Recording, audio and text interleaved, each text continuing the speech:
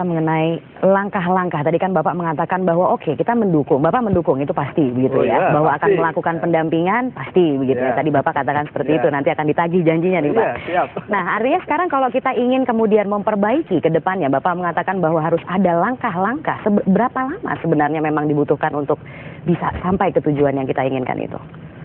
Ya, saya kira yaitu pengembangan mobil itu agak ya suatu Pak Dewa juga sudah punya pengalaman lah ya.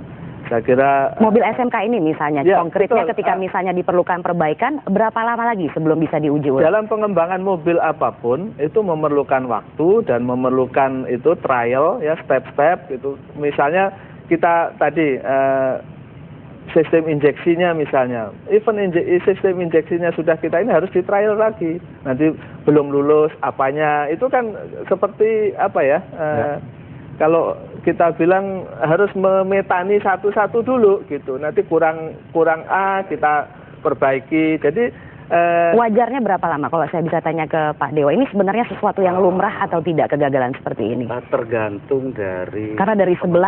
Ya, karena kalau proses yang ada di dalam, kita proses mendevelop sebuah engine itu perlu waktu dan harus ditangani oleh orang-orang yang memang ahli.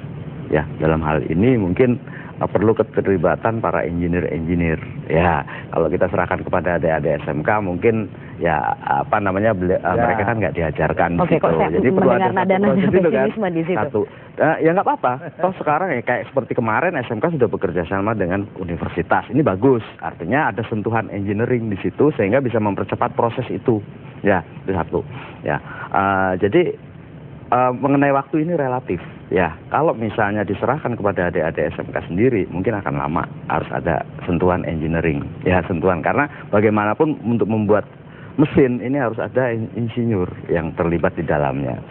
Kemudian tadi mengenai standar ya Pak ya, saya juga sedikit ini Pak ya, sedikit mumpung ada Pak Prawoto ya, biar bisa diklarifikasi. Memang ada Pak Prawoto di sini ya. Kita ini kan hidup di Indonesia, kenapa kita harus pakai standar Euro Pak ya? Ada standar harusnya kan kita kalau mau kita bikin standar Indonesia 1 atau Prambanan 1 atau Borobudur 1 gitu loh, sehingga kita juga standar ini tidak hanya kita melihat di pasar ke globalnya, tapi kita juga melihat bahwa kita juga mempersiapkan diri, bagaimana caranya negara ini mempersiapkan diri untuk masuk ke global kan gitu. Sehingga harus ada jalan tengah gitu Pak Prawoto. Kira-kira tadi bisa nggak itu oke lah kalau ini. Saya tahan dulu ya Pak, kita harus mengikuti beberapa informasi berikut.